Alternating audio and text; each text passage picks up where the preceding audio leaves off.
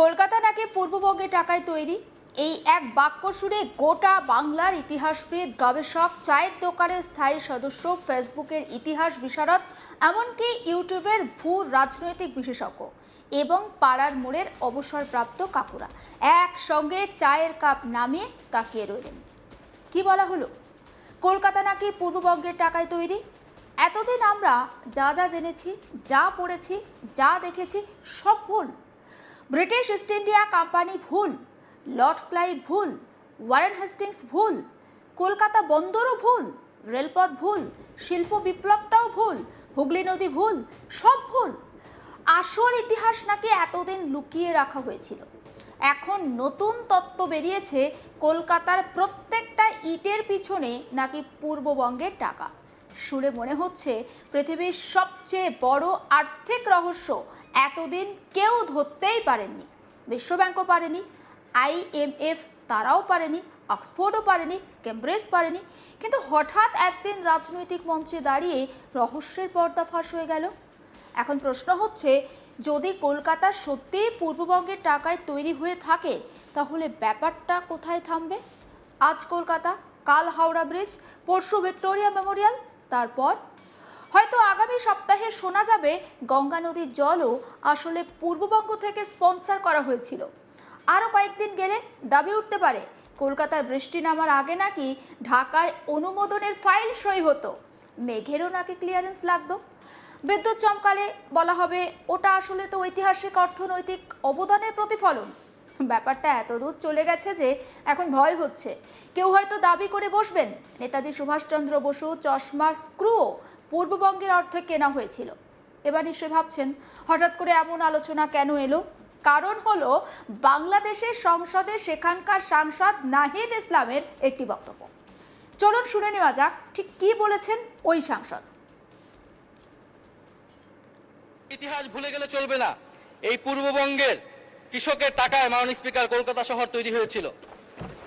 কলকাতা শহর আমরা 1937 সালে বিজয় লাভ করেছিলাম মাননীয় স্পিকার, এবং শ্যামাপ্রসাদ মুখার্জিরা তারা সাম্প্রদায়িক নীতির ভিত্তিতে পশ্চিমবঙ্গ ভাগ করেছিল, যে পশ্চিমবঙ্গ দিবস আজকে নরেন্দ্র মোদী পালন করছে। আমরা এই জাতীয়তাবাদী সরকারকে আমরা সেই সমমর্যাদায় সমতার নীতি নিয়ে আমরা প্রতিবেশীর সাথে সম্পর্ক করতে চাই। বাংলাদেশ ফার্স্ট, এটা যাতে শুধু মুখে মুখে না থাকে মাননীয় স্পিকার। কি শুনলেন তো, পাগলের বক্তব্য, থুড়ি নাহিদ ইসলামের প্রলাপ। আসলে অনেকেই মনে করছেন রাজনৈতিক বক্তব্যে একটু বাড়াবাড়ি হয়, এটা নতুন কিছু নয়। কিন্তু এই নতুন ইতিহাস চর্চা শুনে মনে হচ্ছে কিছু নেতা হয়তো টাইম মেশিন আবিষ্কার করে ফেলেছেন, কারণ তারা এমন আত্মবিশ্বাসের সঙ্গে অতীতের ব্যাখ্যা দিচ্ছেন যেন 1947 সালে তারা নিজেই ঘটনাস্থলে উপস্থিত ছিলেন, ক্যামেরা হাতে একেবারে লাইভ টেলিকাস্ট করছিলেন, আর সেই লাইভ ফুটেজ এখন তাদের কাছে সংরক্ষিত রয়েছে। তবে আসল মজাটা কিন্তু অন্য জায়গায়। কলকাতা কে বানিয়েছে সেটা নিয়ে এত আবেগ কেন, হঠাৎ এত উদ্বেগ কেন, হঠাৎ এত কেন দাবি, কেন রাজনৈতিক বক্তৃতায় বারবার কলকাতা, কেন পশ্চিমবঙ্গ, কেন সীমান্ত, কেন বর্তমান রাজনৈতিক নেতৃত্ব? এখানেই তো গল্পের আসল মশলা। কারণ রাজনৈতিক অভিধানে একটা পুরনো নিয়ম রয়েছে, যাকে নিয়ে সবচেয়ে বেশি কথা বলা হয় সে সাধারণত সবচেয়ে কম গুরুত্বপূর্ণ হয় না। যদি কোনো নেতা একেবারেই গুরুত্বহীন হন, তাহলে তাকে নিয়ে সংসদে সময় নষ্ট করা হয় না, টকশো হয় না, বক্তৃতা হয় না, বিবৃতি হয় না, আর রাগও হয় না। কারণ মানুষ সাধারণত ভূতকে তো ভয় পায় না, ভয় পায় যেটা বাস্তব সেটাকেই। তাই যখন দেখা যায় অর্থনীতি নিয়ে আলোচনা করতে গিয়ে হঠাৎ কলকাতায় প্রসঙ্গ ঢুকে পড়ছে, তখন তো প্রশ্ন উঠতেই পারে, এটা কি ইতিহাসের বিতর্ক নাকি রাজনীতির অস্বস্তি? অনেকের মতে ইতিহাস এখানে শুধু অজুহাত, আসল লড়াই বর্তমানকে নিয়ে। কারণ বর্তমানে রাজনীতি বদলালে অনেক পুরনো হিসাব বদলে যায়, আর যখন সেই পরিবর্তনের অস্বস্তিকর বিষয়টা গায়ে লাগে, তখন ইতিহাসকে নতুন করে লিখতে ইচ্ছে করে। এখন ধরুন কলকাতা সত্যিই পূর্ববঙ্গের টাকায় তৈরি, তাহলে তো কয়েকটা প্রশ্নের উত্তর ভীষণভাবে জানা দরকার। কলকাতার ট্রাম লাইন কে বসিয়েছে? উত্তরবঙ্গ। কলকাতা রাস্তা? Purbabanga. Howrah station? Purbabanga. Writers Building? Purbabanga. Eden Gardens? Purbabanga. Fuchka? সেটাও কি পূর্ববঙ্গের। টেলিভিশন? পূর্ববঙ্গের। বৃষ্টি? পূর্ববঙ্গ। সূর্যোদয়? পূর্ববঙ্গ।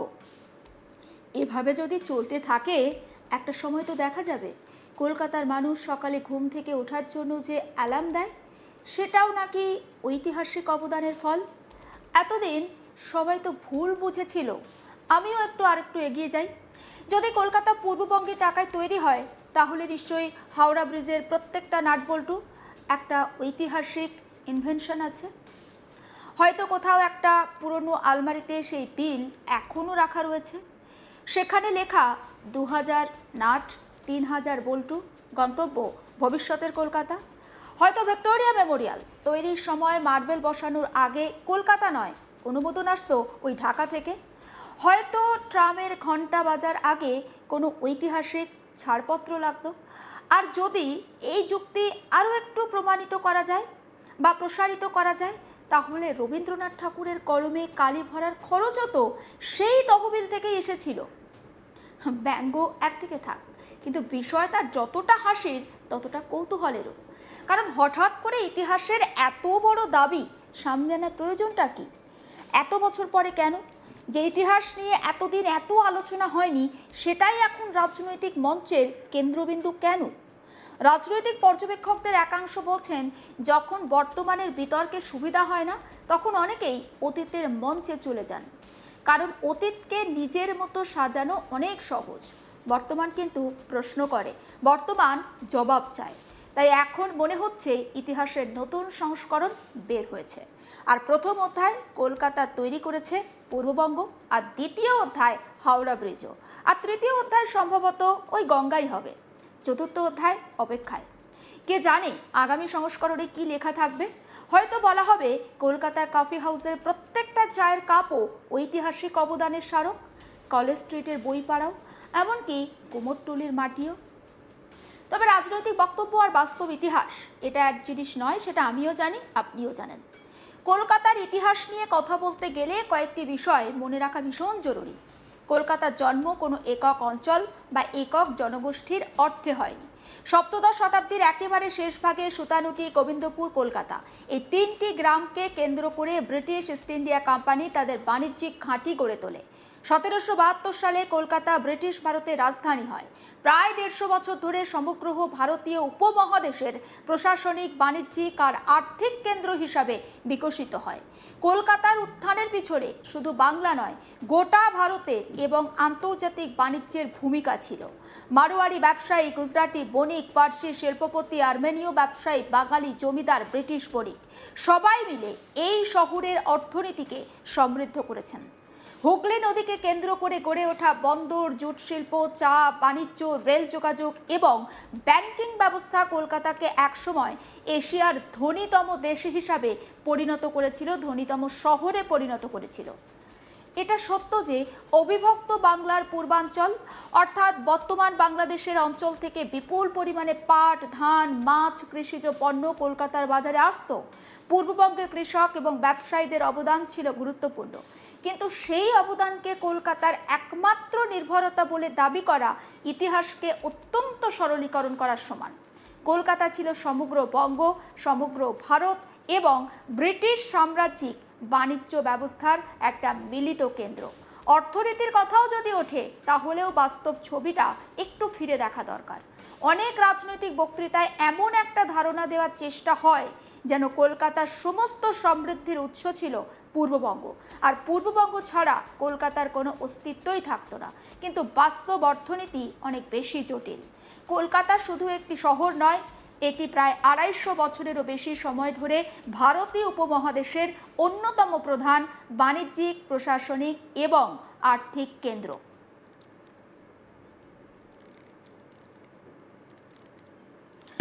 বর্তমানেও কলকাতা ভারতের অন্যতম গুরুত্বপূর্ণ রাজ্য, আমাদের রাজ্যের অর্থাৎ পশ্চিমবঙ্গের রাজধানী, এবং ভারতের বিশাল অভ্যন্তরীণ বাজার কিন্তু এই কলকাতাকে ঘিরে।